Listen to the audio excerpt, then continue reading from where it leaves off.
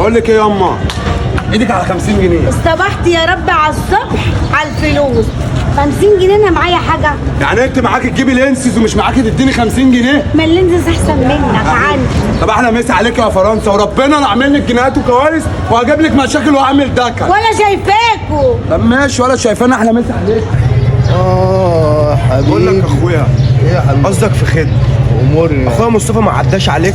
مصطفى يا اسطى لسه معدي عليا وقال لي هات 50 جنيه وشكله رجع يشرب تاني. طب اعمل ايه مع الواد ده؟